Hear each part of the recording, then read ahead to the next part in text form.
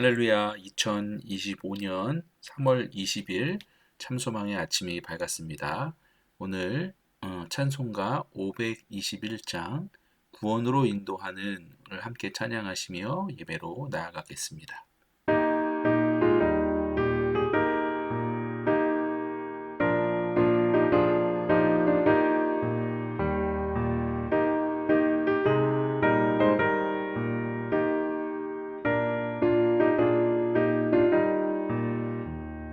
구원으로 인도하는 그분은 참 좋으며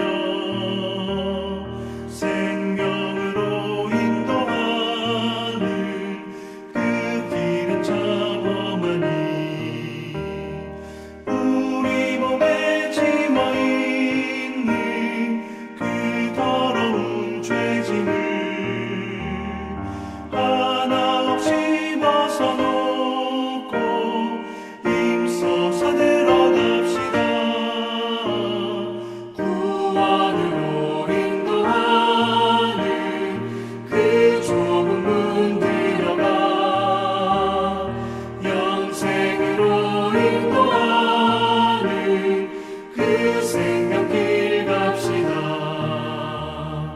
이 세상의 모든 사람 큰 문으로 들어가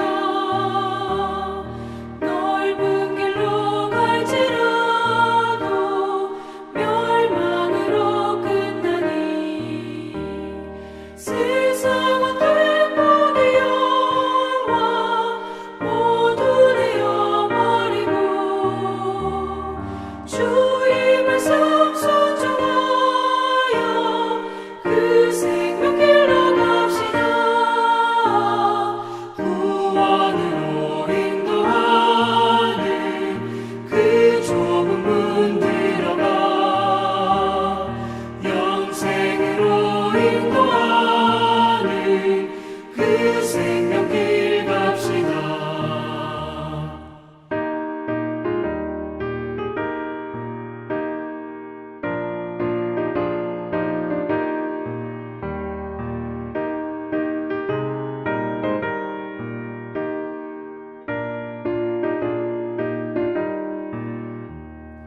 구원의 문 열렸으니 주의 공로 힘입어 주저 밟고 들어가서 생명길로 갑시다. 구원의 문 닫힌 후에 들어가고 싶구나. 한 번 닫힌 구원의 문 또 열려지지 않으니 구원으로 인도하는 그 좁은 문 들어가 영생으로 인도하는 그 생명길 갑시다.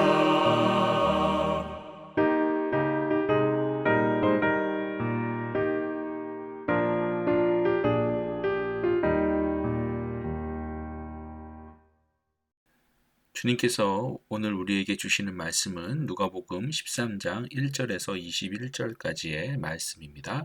함께 봉독하겠습니다. 그때 마침 두어 사람이 와서 빌라도가 어떤 갈릴리 사람들의 피를 그들의 제물에 섞은 일로 예수께 아뢰니 대답하여 이르시되 너희는 이 갈릴리 사람들이 이같이 해 받음으로 다른 모든 갈릴리 사람보다 죄가 더 있는 줄 아느냐? 너희에게 이르노니 아니라. 너희도 만일 회개하지 아니하면 다 이와 같이 망하리라. 또 실로암에서 망대가 무너져 치어 죽은 18사람이 예루살렘에 거한 다른 모든 사람보다 죄가 더 있는 줄 아느냐? 너희에게 이르노니 아니라. 너희도 만일 회개하지 아니하면 다 이와 같이 망하리라. 이에 비유로 말씀하시되 한 사람이 포도원에 무화과나무를 심은 것이 있더니 와서 그 열매를 구하였으나 얻지 못한지라. 포도원 지기에게 이르되 내가 3년을 와서 이 무화과 나무에서 열매를 구하되 얻지 못하니 찍어버리라. 어찌 땅만 버리게 하겠느냐. 대답하여 이르되 주인이여 금년에도 그대로 두소서. 내가 두루 파고 거름을 줄이니 이후에 만일 열매가 열면 좋거니와 그렇지 않으면 찍어 버리소서 하였다 하시니라. 예수께서 안식일에 한 회당에서 가르치실 때에 18해 동안이나 귀신 들려 앓으며 꼬부라져 조금 더 펴지 못하는 한 여자가 있더라. 예수께서 보시고 불러 이르시되 여자여 내가 내 병에서 놓였다 하시고 안수하시니 여자가 곧 펴고 하나님께 영광을 돌리는지라. 회당장이 예수께서 안식일에 병 고치시는 것을 분내어 무리에게 이르되 일할 날이 엿새가 있으니 그동안에 와서 고침을 받을 것이요 안식일에는 하지 말 것이니라 하거늘. 주께서 대답하여 이르시되 외식하는 자들아 너희가 각각 안식일에 자기의 소나 나귀를 외양간에서 풀어내어 이끌고 가서 물을 먹이지 아니하느냐. 그러면 18해 동안 사탄에게 매인 바 된 이 아브라함의 딸을 안식일에 이 매임에서 푸는 것이 합당하지 아니하냐. 예수께서 이 말씀을 하심에 모든 반대하는 자들은 부끄러워하고 온 무리는 그가 하시는 모든 영광스러운 일을 기뻐하니라. 그러므로 예수께서 이르시되 하나님의 나라가 무엇과 같을까? 내가 무엇으로 비교할까? 마치 사람이 자기 채소밭에 갖다 심은 겨자씨 한 알 같으니 자라 나무가 되어 공중의 새들이 그 가지에 깃들였느니라. 또 이르시되 내가 하나님의 나라를 무엇으로 비교할까? 마치 여자가 가루 서말 속에 갖다 넣어 전부 부풀게 한 누룩과 같으니라 하셨더라. 아멘. 오늘도 귀한 말씀을 통해 은혜를 경험하시는 그런 하루가 되시기를 소망합니다. 오늘 말씀은 세 부분으로 나눌 수 있습니다. 첫 번째는 회개하지 않으면 망한다는 것이고, 두 번째는 안식일에 병자를 고치신 그 예수님, 그리고 마지막으로 하나님 나라의 비유입니다. 먼저 1절에서는 이해하기 어려운 말씀이 좀 있습니다. 어떤 사람이 와서 빌라도가 어떤 갈릴리 사람들의 피를 그들의 제물에 섞은 일을 예수님께 알립니다. 이것은 무슨 말일까요? 이 사건은 로마 총독인 빌라도가 갈릴리 사람들을 학살한 사건을 가리켜 말하는 것입니다. 당시 유대인들은 예루살렘 성전에서 제사를 드리기 위해 각 지역에서 올라오곤 했습니다. 역사가 요세푸스의 기록에 의하면 유대인들이 여러 차례 학살당했다는 기록이 있습니다. 본문의 사건이 구체적으로 어느 때 있었는지는 분명하지 않지만 1절의 내용과 요세푸스의 기록을 통해 볼 때 빌라도 총독이 제사를 드리기 위해 예루살렘 성전에 온 유대인들을 죽이는 그런 끔찍한 사건을 이야기하고 있는 것입니다. 성전에서 사람이 죽는 것은 매우 끔찍한 사건이며 유대인들에게는 신성 모독적인 일이었죠. 그런데 이런 끔찍한 사건을 이야기하고 있는 그 사람들에게 예수님께서는 그 이야기를 듣고 있다가 빌라도의 죄에 대해서 이야기하지 않았습니다. 그리고 또 죽임을 당한 사람들의 어떤 불쌍함도 이야기하지 않으셨습니다. 오히려 죽은 사람들의 죄, 핍박받은 사람들의 죄를 이야기하십니다. 당시 사람들은 이들이 학살당한 것은 그들의 죄 때문이 아니냐라는 생각들이 있었습니다. 인간이 당하는 불행한 사건에 대한 유대인들의 종교적인 이해는 범한 죄가 있기 때문에 그 죄로 인한 결과로 그렇게 보는 경향들이 있었습니다. 이런 종교적인 이해를 가지고 있는 사람들에게 예수님께서는 그들의 고정관념, 즉 재난이나 불행한 사건이 죄의 결과라는 그런 종교적인 편견을 지적하시듯이 말씀을 이어 나가신 것이죠. 바로 너희들도 회개하지 않으면 다 망할 것이다. 즉 영원한 심판을 받을 것임을 경고하시는 것입니다. 이어서 실로암에서 망대가 무너져 18사람들이 치어 죽은 사건을 또한 언급하시면서 이도 마찬가지로 다른 누군가의 죄가 아닌 문제는 바로 너희 각 사람이 회개하지 않으면 너희도 망할 것임을 다시 한번 말씀하심으로 강조하고 계십니다. 여러분, 오늘 우리에게도 마찬가지입니다. 말씀은 항상 주님과 나와의 관계 속에서 주어집니다. 목사님께서 많은 성도들을 대상으로 말씀을 하고 말씀을 전하고 계시지만 그 말씀은 그 누구도 아닌 바로 나에게 주어지는 말씀이죠. 회개하라는 말씀 또한 다른 사람에게 주어지는 말씀이 아닙니다. 바로 내가 회개해야 하는 것입니다. 다른 사람들이 당한 고통과 고난을 보고 뒷이야기를 하고 몇몇 알고 있는 말씀을 가지고 평가하고 비난하는 것이 아니라 우리는 그저 그들을 위해 함께 슬퍼해주고 위로해줄 뿐입니다. 그리고 주의 말씀 앞에 항상 내가 내 가슴을 치며 내 자신이 회개해야 하는 것이죠. 이어서 열매 없는 무화과 나무 비유가 나옵니다.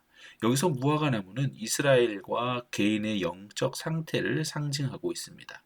무화과 나무를 심은 사람은 하나님을 비유하며 열매는 이스라엘 백성의 참된 회개의 열매, 즉 참된 회개를 하지 않았다고 보는 것이죠. 중요한 것은 무화과 나무가 주인의 기대에 어긋났고 열매 또한 맺지 못했다는 사실입니다.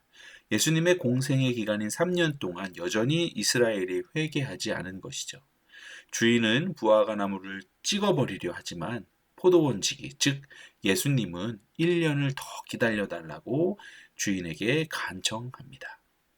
여러분, 이 세상은 예수님께서 유보해 주신 그 1년을 계속해서 살아가고 있는 것입니다. 그 1년은 그러나 여러분 영원할 수 없습니다. 언젠가 예수님께서는 심판자의 권한을 가지고 이 땅에 다시 오실 것입니다. 그때 열매 맺지 못한 무화과 나무는 이제는 진짜 다 찍어버리고 영원한 불에 던져져 다 없어질 것입니다. 이 무화과 나무의 비유 또한 회개를 촉구하고 있는 비유인 것입니다. 위에 빌라도의 유대인 학살을 통한 비유는 회개하지 않을 때 내려지는 그 심판이 강조되었다면 무화과 나무 비유는 하나님께서 인내하시는 동안 회개할 것을 촉구하는 그 말씀인 것입니다. 자, 10절부터 17절까지는 안식일에 병자를 고치신 그 예수님에 대한 이야기가 나옵니다. 예수님은 안식일에 18년 동안 귀신 들려 꼬부라진 여인을 고치십니다. 그러나 회당장은 안식일에 병을 고치는 것이 율법에 어긋난다고 비난을 하죠. 이에 대해 예수님께서는 이 위선자들아, 너희가 각각 안식일에 자기 소나 나귀를 외양간에서 풀어 물을 먹이지 아니하느냐라고 책망하십니다.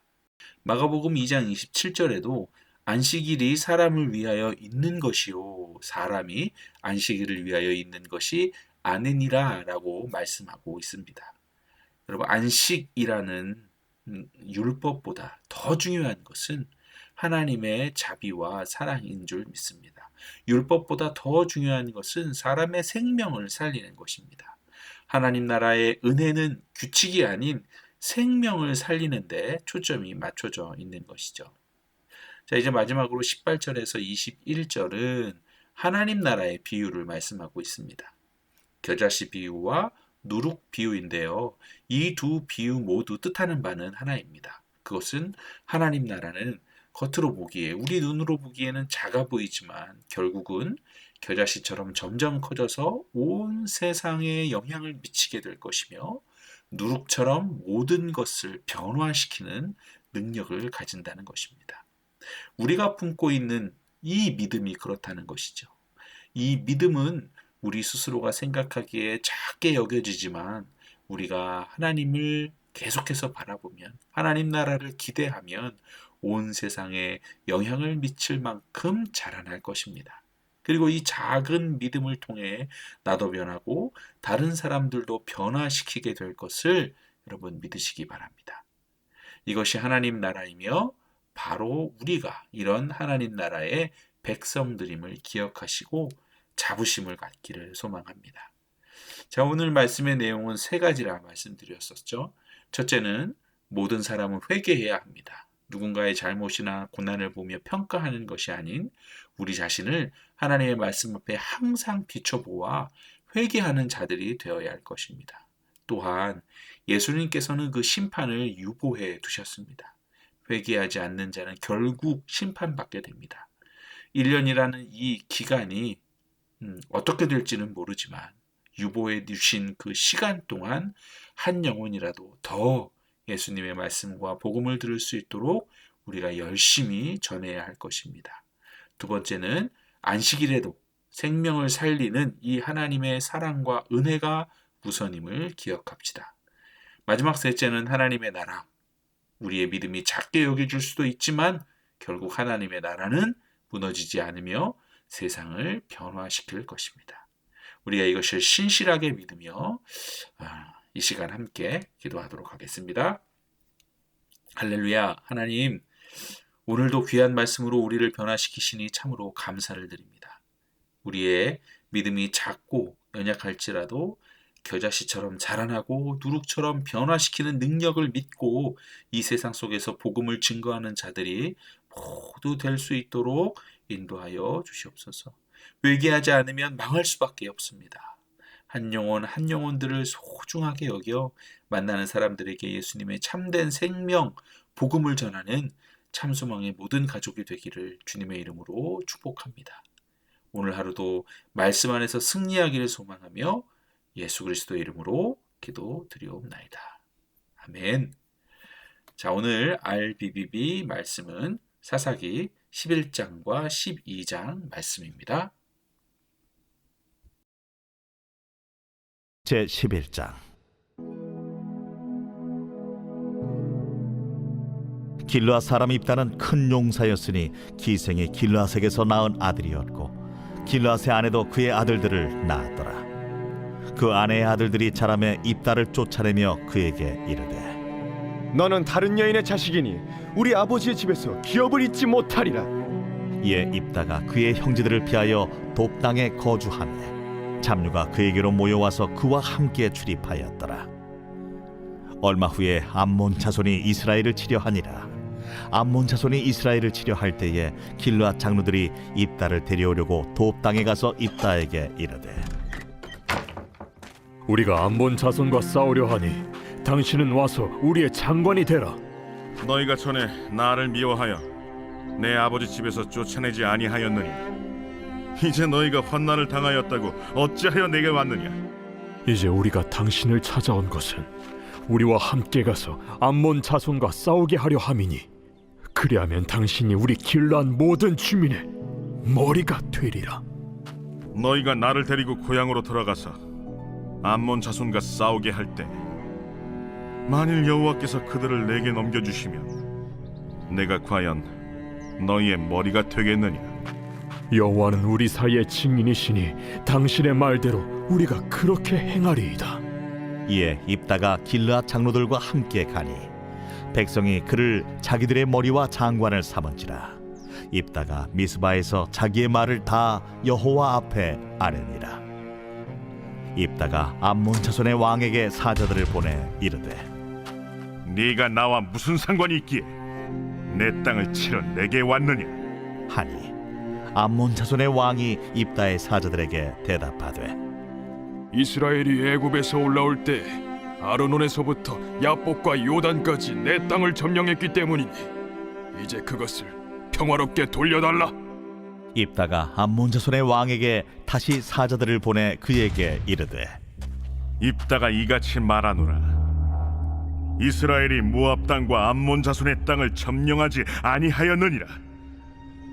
이스라엘이 애굽에서 올라올 때 광야로 행하여 홍해에 이르고 가데스에 이르러서는 이스라엘이 사자들을 에돔 왕에게 보내어 이르기를 청하건대 나를 내 땅 가운데로 지나게 하라 하였으나 에돔 왕이 이를 듣지 아니하였고 또 그와 같이 사람을 모압 왕에게도 보냈으나 그도 허락하지 아니하므로 이스라엘이 가데스에 머물렀더니 그 후에 광야를 지나 에돔 땅과 모압 땅을 돌아서 모압 땅의 해 뜨는 쪽으로 들어가 아르논 저쪽에 친쳤고 아르논은 모압의 경계이므로 모압 지역 안에는 들어가지 아니하였으며 이스라엘이 헤스본 왕 곧 아모리 족속의 왕 시온에게 사자들을 보내어 그에게 이르되 청하건대 우리를 당신의 땅으로 지나 우리의 곳에 이르게 하라 하였으나 치온이 이스라엘을 믿지 아니하여 그의 지역으로 지나지 못하게 할 뿐 아니라 그의 모든 백성을 모아 야하스에 친치고 이스라엘을 침으로 이스라엘의 하나님 여호와께서 시온과 그의 모든 백성을 이스라엘의 손에 넘겨주시매 이스라엘이 그들을 쳐서 그 땅 주민 아모리 족속의 온 땅을 점령하되 아르논에서부터 야복까지와 광야에서부터 요단까지 아모리 족속의 온 지역을 점령하였느니라. 이스라엘의 하나님 여호와께서 이같이 아모리 족속을 자기 백성 이스라엘 앞에서 쫓아내셨거늘 네가 그 땅을 얻고자 하는 것이 옳으냐? 네 신 그모스가 네게 주어 차지하게 한 것을 네가 차지하지 아니하겠느냐? 우리 하나님 여호와께서 우리 앞에서 어떤 사람이든지 쫓아내시면 그것을 우리가 차지하리라. 이제 내가 모아방 십볼의 아들 발락보다 더 나은 것이 있느냐? 그가 이스라엘과 더불어 다툰 일이 있었느냐? 싸운 일이 있었느냐? 이스라엘이 헤스본과 그 마을들과 아로엘과 그 마을들과 아르논 강가에 있는 모든 성읍에 거주한 지 300년이거늘 그동안에 너희가 어찌하여 도로 찾지 아니하였느냐? 내가 내게 죄를 짓지 아니하였거늘 네가 나를 쳐서 내게 악을 행하고자 하는도다. 원하건대 심판하시는 여호와께서 오늘 이스라엘 자손과 암몬 자손 사이에 판결하시옵소서. 하였으나 암몬 자손의 왕이 입다가 사람을 보내어 말한 것을 듣지 아니하였더라. 이에 여호와의 영이 입다에게 임하시니 입다가 길르앗과 므낫세를 지나서 길르앗의 미스베에 이르고 길르앗의 미스베에서부터 암몬 자손에게로 나아갈 때에 그가 여호와께 서원하여 이르되 주께서 과연 암몬 자손을 내 손에 넘겨주시면 내가 암몬 자손에게서 평안히 돌아올 때 누구든지 내 집 문에서 나와서 나를 영접하는 그는 여호와께 돌릴 것이니 내가 그를 번제물로 드리겠나이다 하니라.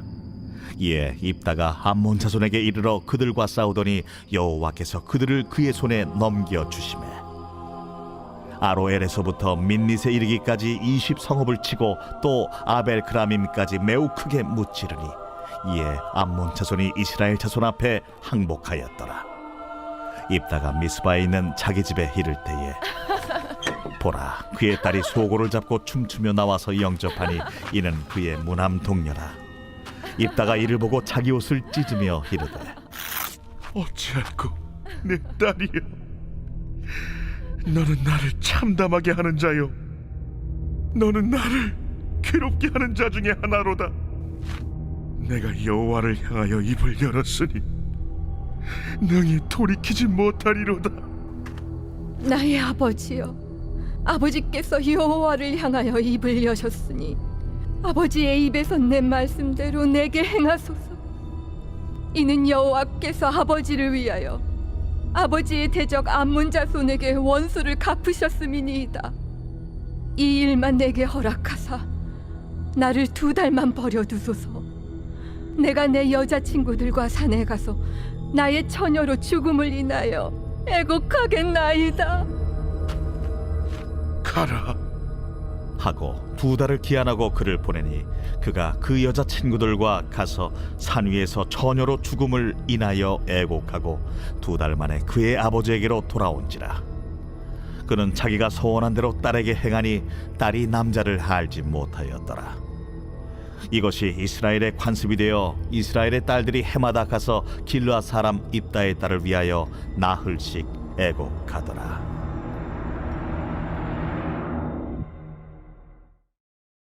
제12장.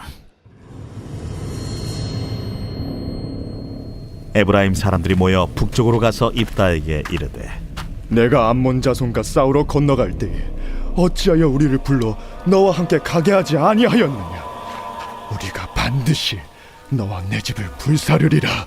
입다가 그들에게 이르되 나와 내 백성이 암몬 자손과 크게 싸울 때 내가 너희를 부르되 너희가 나를 그들의 손에서 구원하지 아니한고로 나는 너희가 도와주지 아니하는 것을 보고 내 목숨을 돌보지 아니하고 건너가서 암몬 자손을 쳤더니 여호와께서 그들을 내 손에 넘겨주셨거늘 너희가 어찌하여 오늘 내게 올라와서 나와 더불어 싸우고자 하느냐? 입다가 길르앗 사람을 다 모으고 에브라임과 싸웠으며 길르앗 사람들이 에브라임을 쳐서 무찔렀으니 이는 에브라임의 말이 너희 길앗 사람은 본래 에브라임에서 도망한 자로서 에브라임과 문하세 중에 있다.